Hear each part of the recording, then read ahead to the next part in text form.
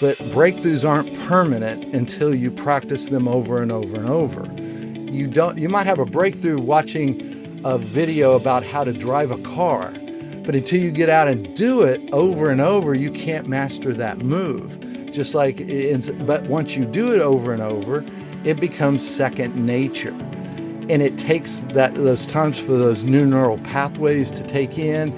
You can't bake a great lasagna in 10 minutes.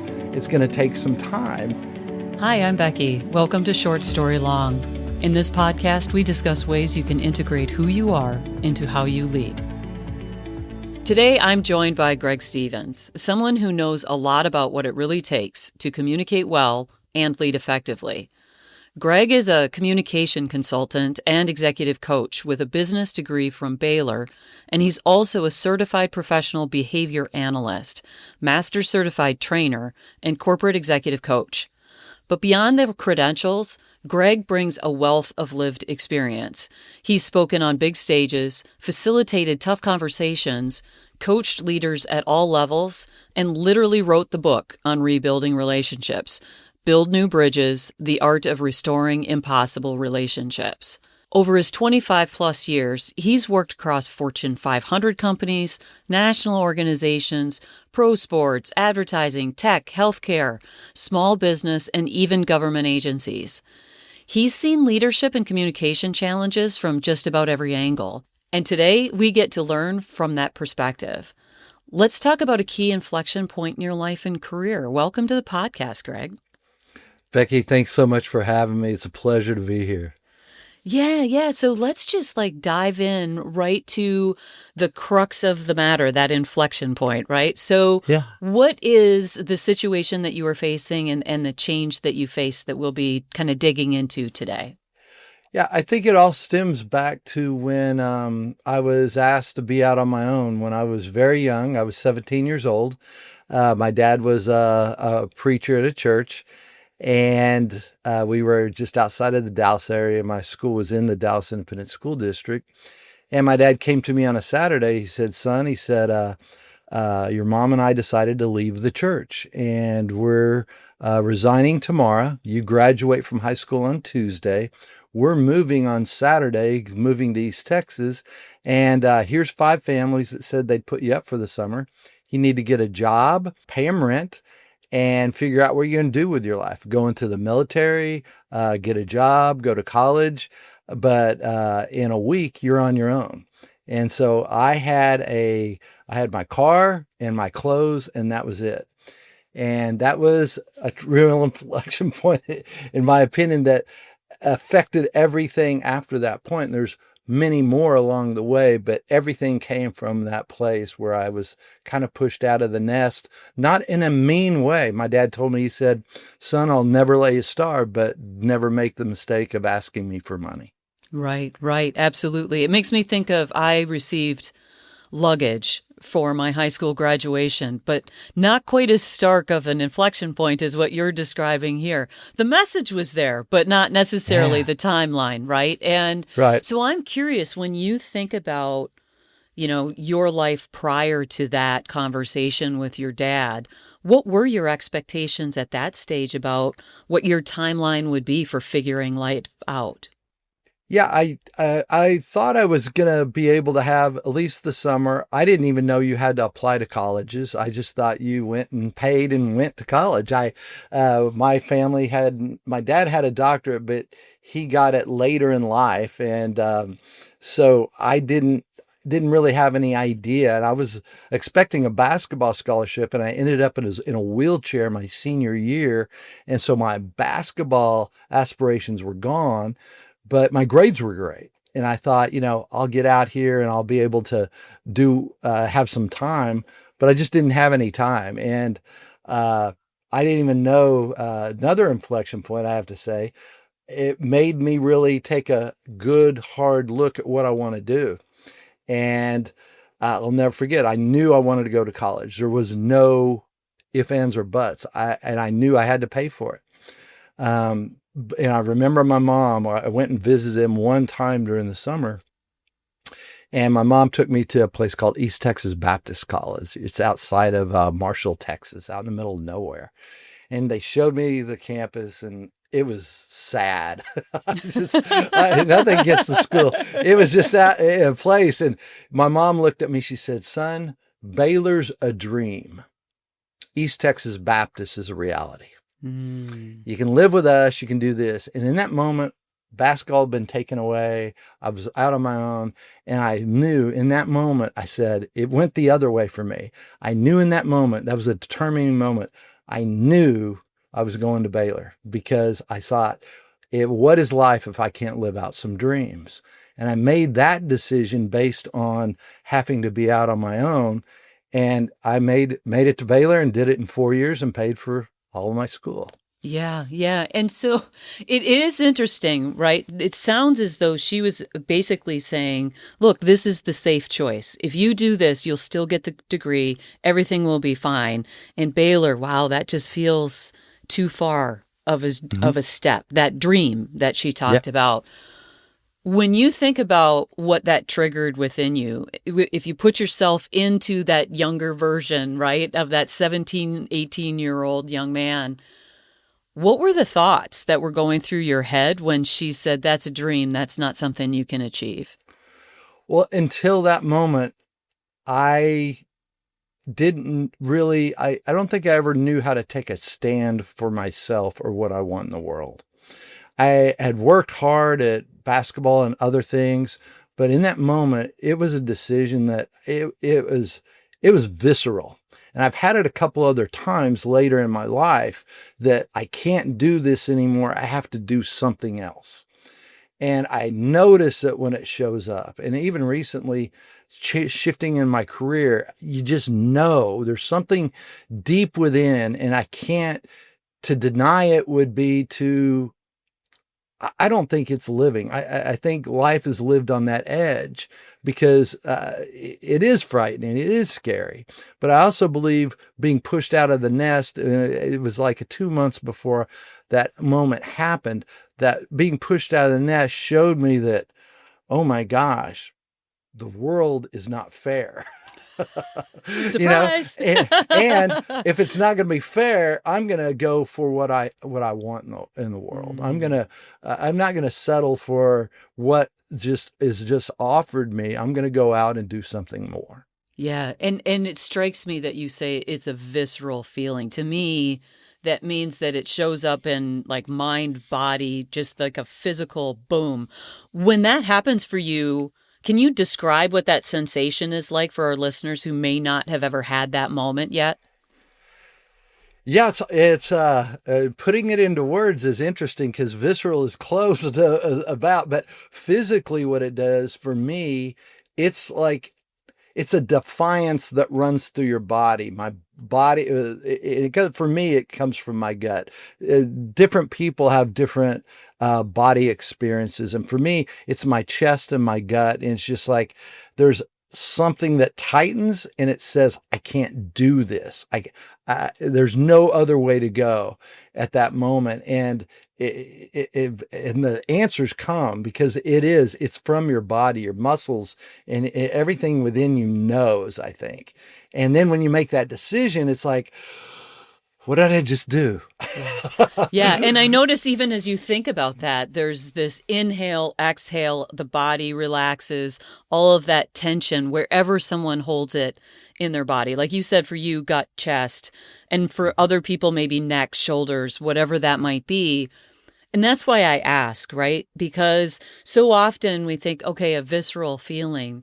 Okay, so like it was a moment. No, like there's no unlocking this. It is, my life has just shifted into a different direction. I can no longer go back to believing or feeling the way that I did before.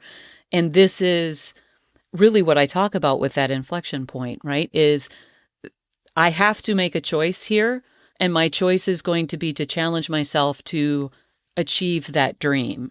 So when you think about that decision to go to Baylor, what were some of the things that you had to do? Like you said, you didn't even know you had to apply, right? So tell me, what was the scramble like? Well, I had to apply. I had to take, it was interesting. I think back then the application fee was maybe $200, and I bet I it's more had now. $400 in my bank account. So it was half, and it was like, you might not even get accepted. Right. But I threw that, to me, it was like gambling. Okay, I'm going to throw this out there. I had to apply for grants. The other thing was since I had no financial support, I was more likely to get a grant. I was more likely to get a loan because I was completely on my own. I had employment because the family I lived with, the gentleman gave me a job. And in my book, I talk about that. He talks about it at the very beginning in the forward. But in that moment, there's all these things I didn't know that I needed to do. I needed to uh, clothing, all of the different things. I had what I had, and then it was take one thing at a time. So, okay, you got to get an application. You got to get accepted. Get accepted. You got to find a dorm. You got to find the dorm. Are you going to be on the meal plan or not? How are you going to pay this? And because, of course, they want their money up front. Right, right, and reasonably so to some degree, Yeah, right? And one of exactly. the things, well, there are two big things that really stand out to me as you're talking about that. One is that key element of take it one step at a time. And it is also really resonating. The gentleman who wrote in your foreword for your book, right? This person who took you into his home with his family, presumably, and also offered you an opportunity for gainful employment. So it builds you up. It builds up your bank account. It builds up your experience, all of those kinds of things. And that just screams of the support of people who are around you and how when you're in need, there's an opportunity to accept those things that people give to you. Looking back at it now, what kind of support do you see that was provided beyond him? Oh, that's a great question. It's still happening today in so many ways. I find it's hard many times for people to ask for help, and we don't verbally do it sometimes. But if people just see you struggling, there's a compassion I think that most people have. When I went for a job, I'm putting myself through school. Oh, we want to help you because you're out trying to do something. Uh, when I was in school, so many of my friends, their parents were paying for everything most of the time. And their parents thought, wow, you're putting yourself through school. What could we do for you? My roommates' parents were always pretty helpful. And people came out, and I tried to find jobs, and just I don't know. I think the friendships and the people you run into, the answers aren't there until you get out and do something. Hmm. So many people, "Well, I don't know how I'm going to do it." When you get into action, the opportunities show up, but they don't show up until you get into action. Well, They that just goes don't. back to that comment that you made about one step at a time, right? I need to submit the application, otherwise I don't have a chance of getting in. Once they accept me, then I have these additional steps and simultaneously all of the loan paperwork and the grants and all of those pieces. So there's an order of operations, if you will. But if you don't start the wheel in the beginning, then there is no momentum, there's no traveling anywhere. When you think about this, this is, like you said, formative time in your life. Pretty young when we go off to university right out of high school. And what are some of the things that you learned about yourself through all of this at that time? Mm. Great question. Thank you, Becky, because I learned resilience, consistently getting up. I think most people want things to fall in line perfect. It's never going to do that. And you don't fail if you keep getting up. And over and over, I would run into a battle. I'll never forget my last semester at school. The grant wasn't coming through. There were some mistakes and everything else. And Baylor allowed me because they said, well, you're supposed to get this. I got my final check to help out with my loan and for the final semester the day before I graduated. It's just, Excellent timing, really, because it's better yeah. than after, right? Well, I couldn't have walked the stage had I not done it. And Yeah. it's so interesting. It took the entire semester. So I lived with this weight over my head. Yes. Am I going to add to the debt? I'm going to get to finish. Are they going to give me a diploma? So this consisted throughout. I mean, jobs I had to take. There were no job, just like today. So many people talk about the job market being tough. When I was in, the only job I could find the summer before my senior year was I ended up selling cemetery property door to door in Houston, Texas. And so, but I made enough to pay for that next year. I made enough to pay for that entire year. I stayed one extra semester. That was the semester I was talking about, but I Okay. made enough in 8 weeks to put me through a year of school. And I got doors slammed in my face.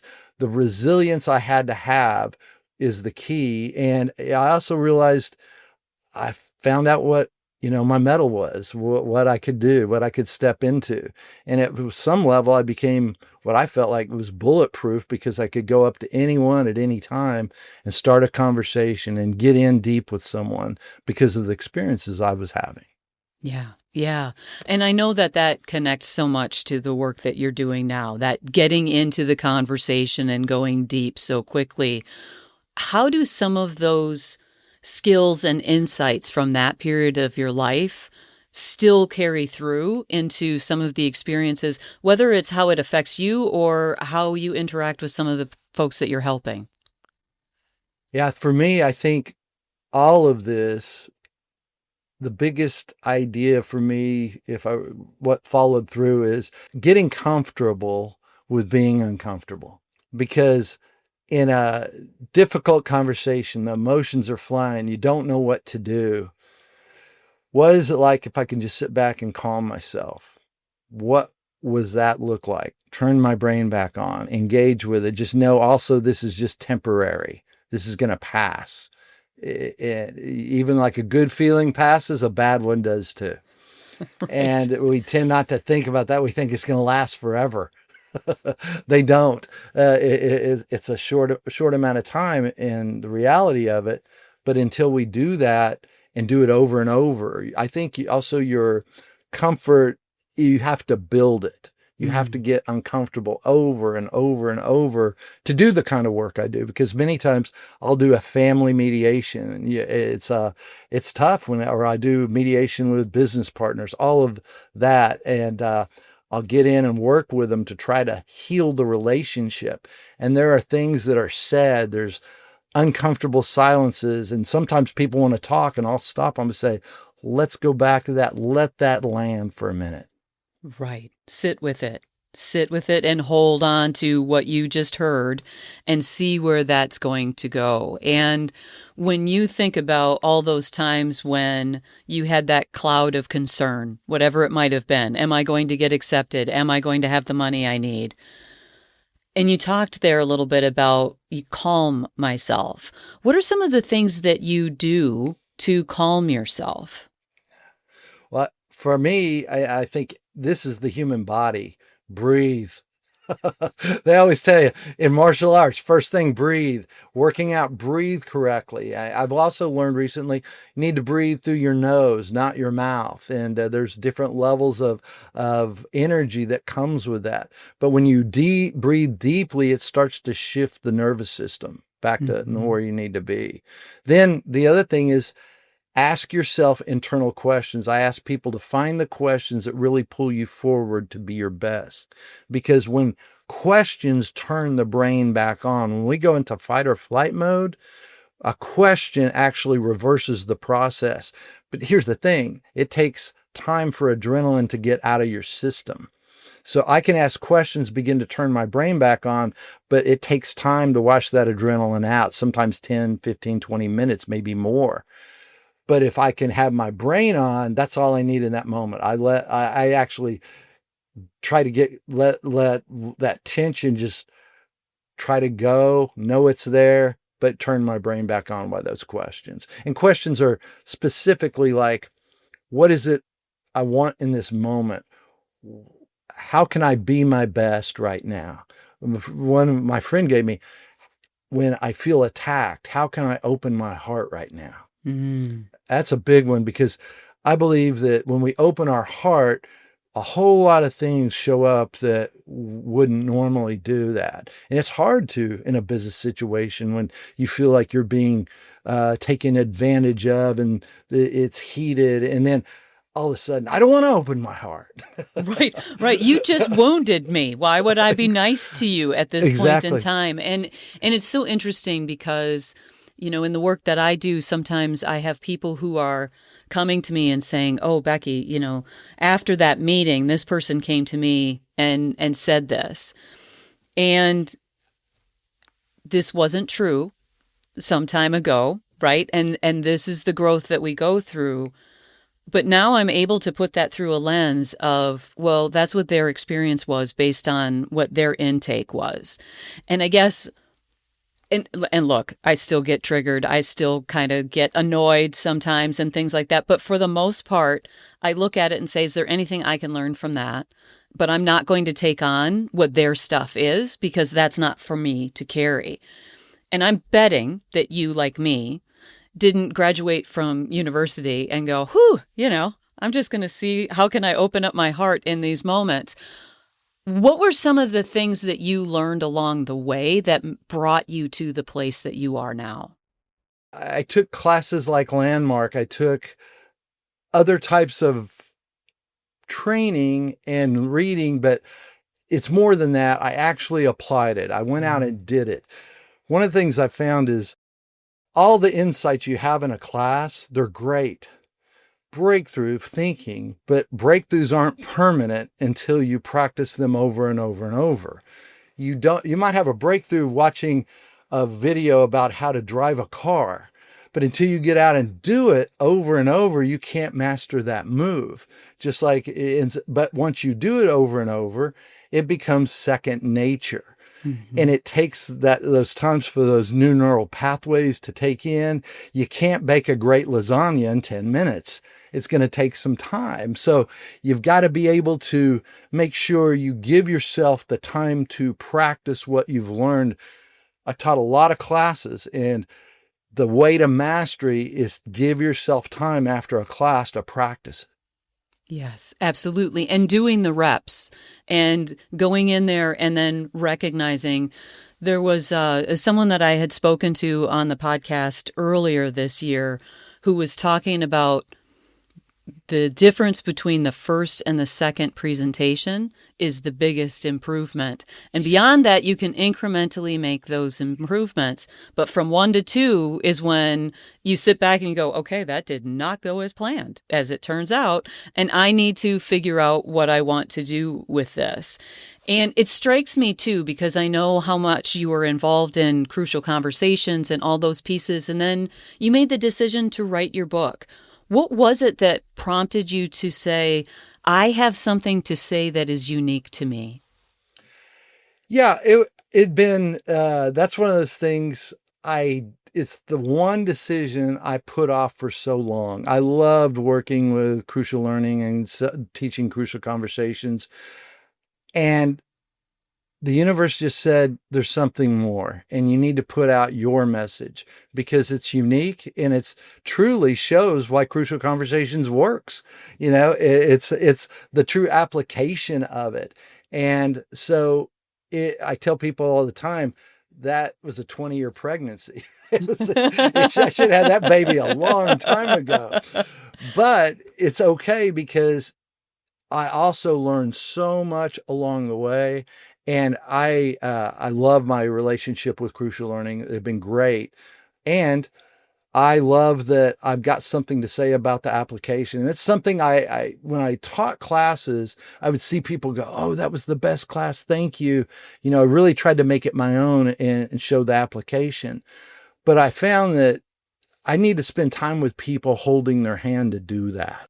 Mm-hmm. Because most of us, we want the results, but we want them quickly.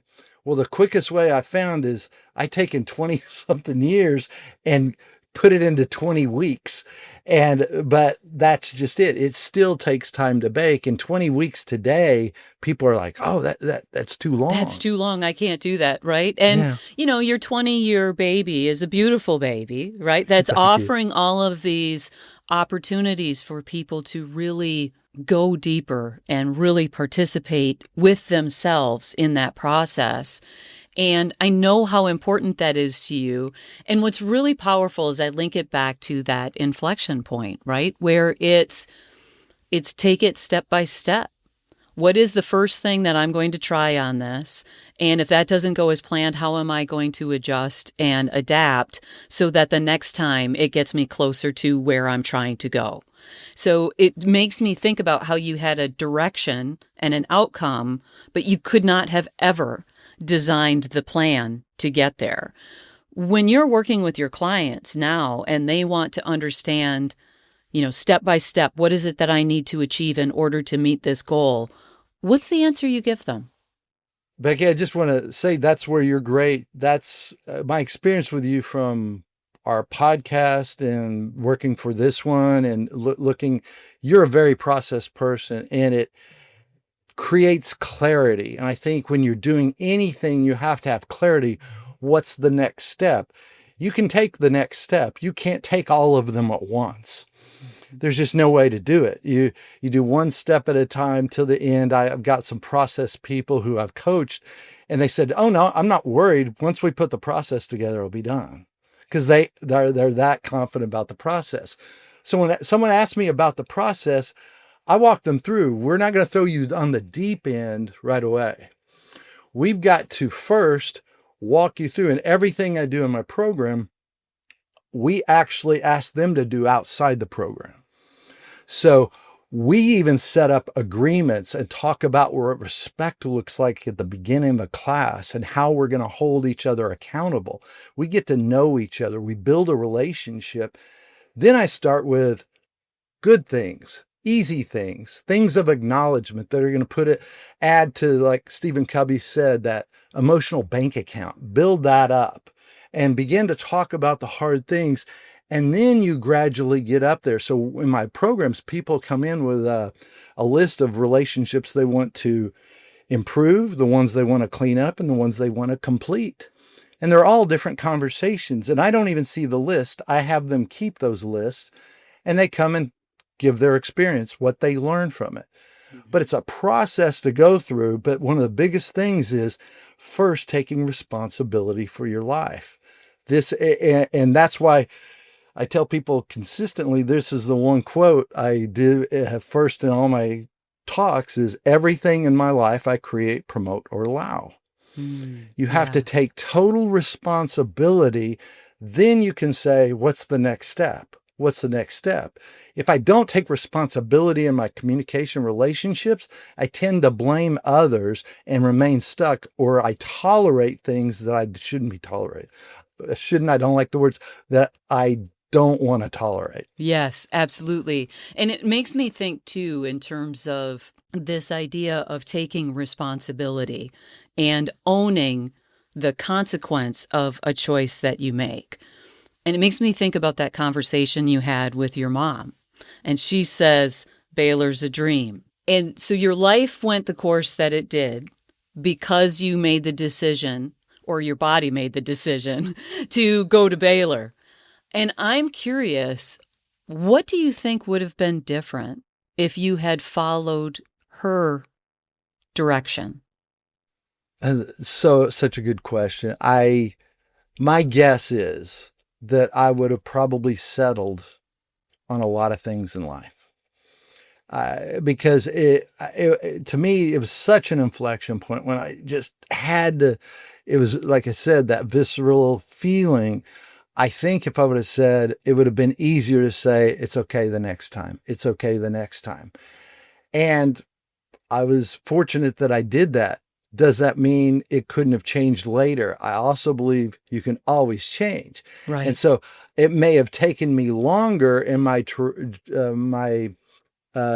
experience would have been completely different. I wouldn't have had the massive amount of friends that I have. I wouldn't have had all the experience that I have had. I would have just had different experiences. Personally, I like the ones I've had. Yes, The absolutely. goods Yeah. and the bad, Exactly, because that's what makes us who we are today is the accumulation of all of those experiences. And I love what you said there too about we can change the course later. We're never in a spot where we can't go back, but we can go forward and shift our course.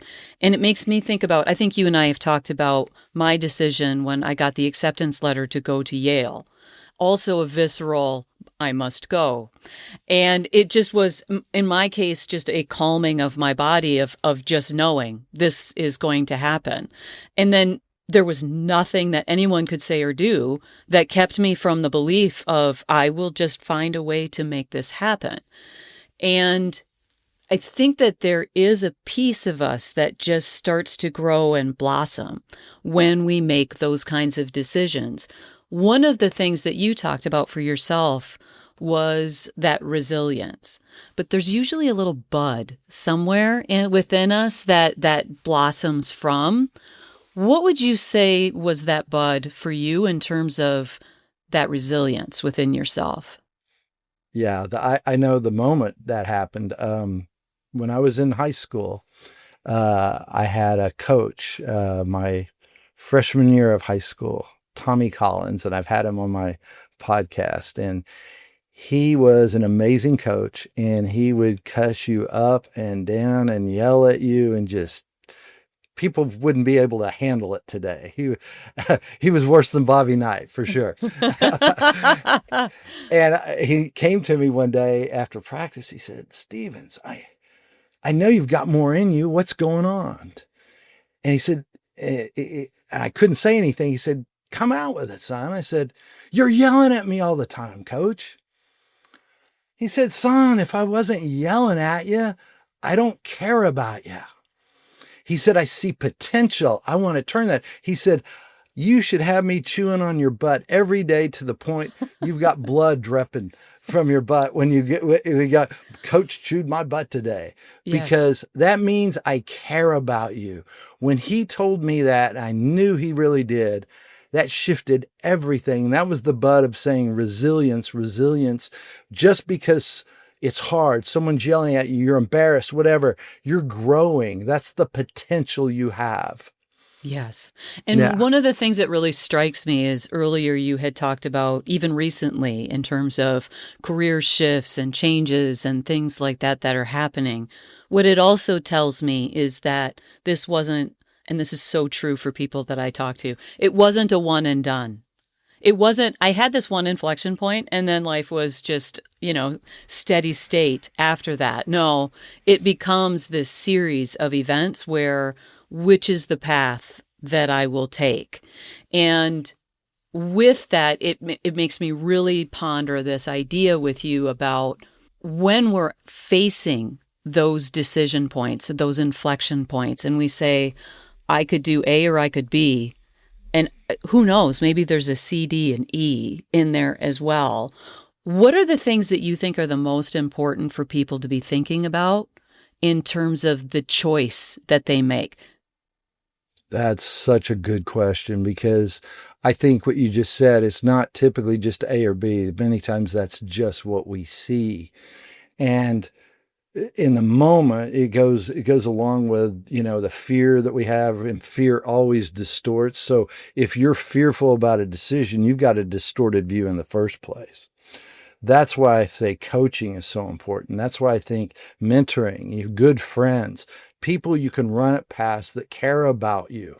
And it doesn't mean you always follow what they think or say. It means you consider it and look at your life and be responsible for the decision when you finally make it. I think it's so powerful, but I think it's important you use those around you, their eyes, their view, because they see things you'll never see. I tell people all the time, when you walk in a room, what do you see? Well, you see probably 30, 40%. Everyone sees what's behind you and the sides and everything. You don't see it because you're in this one thing. It's not that your lens is wrong. It's just incomplete. Mhm. And that's what we have to do. We have to get a complete view of what we're doing. And sometimes we make those decisions by emotion, and sometimes they work out, sometimes they don't. And those are inflection points where you get to learn. And I'm a hard-headed person because I continue to get up and sometimes do the same thing or do something even more moronic to the next Exactly. one It's until it's why like, have I not learned this lesson yet? I've had exactly. 50 chances to learn and I still stumble on the same block, right? Yeah. And it's just those opportunities. And the theme that I continue to hear, right, is recognize that you're not seeing the whole thing, bringing other people in to support you and making that picture fuller and really understanding what's happening. And when you realize it's not going to be easy, accept that and take the first step toward the direction that you want to go and really get there. And I've just really enjoyed our conversation today so much, as I always do, Greg. And I'm wondering if there's anything that you would want to talk about that we didn't discuss or questions that you might have for me today.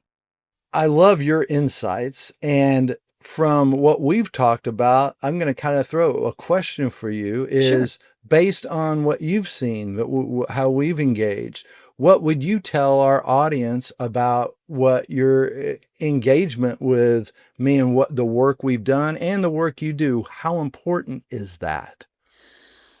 Yeah, so I think, first of all, the story that you've shared with us today and the perspective and the insights that you have about yourself, it's not surprising to me that you have an answer for me when I ask those questions, because I know how much you've done the work for yourself and how much you recognize the value of the work that you support other people when they're doing it. And naturally, I'm right there lockstep with you. I share that same passion for, well, what do you want? Let's go get it. and really just like arm in arm, let's do this. Now you've got a buddy. You may not always want me as a buddy, but I'm going to be here with you. And when you want to push me away, I might hold you tighter, right? Because it's just the tough time to get through. And we're going to keep standing up and keep going. And I think the other thing that I know from our previous conversations is that you listen for what's not said. What is it that's going on with someone? What are they showing in their body? What are they showing just with the selection of the words and maybe even the pacing? I know you tune into those things. And that's where you're drawing so much information in addition to the deep listening that you do. And I think that that's such a powerful component. I make every effort to do that same thing. And I think that's part of why I witness it so much in my experiences with you, is because when we're intentional about participating in a relationship with someone, it's such a stronger relationship when we do that. I'm coaching people and they say, wow, this might make my marriage better, or this might make my family relationships better because maybe I could apply this at home. And you do that anyway, right? You're already talking about this vast array of different relationships, and it's the same practices with a different sort of execution and a different kind of sensitivity for what is appropriate with that particular audience, even if it's only an audience of one. Yeah. And that's why I asked you, because Becky, one of the things I've learned is you spot it, you got it. And you're a kindred spirit. And I know the work you do is important. And so I just want to say to your listeners, you're listening to a great podcast, you're listening to a great podcaster, but also a great person and a great leader. And I just think that thank you for having me on today. I really have enjoyed it. Yeah, I have too. It's always a pleasure, as I mentioned before, to have a conversation with you. I know we'll have more, just we won't be necessarily recording it for the audience. So thanks again for coming in, and I look forward to our next conversation, Greg. Thanks. Thank you, Becky. If you have interest in connecting and learning more about today's guest, check out the show notes for ways to connect and follow up. Thanks for listening. If you found this episode helpful, share it with someone who could benefit from it. Until next time, I'm Becky Fraser, reminding you to integrate who you are with how you lead. Okay, bye.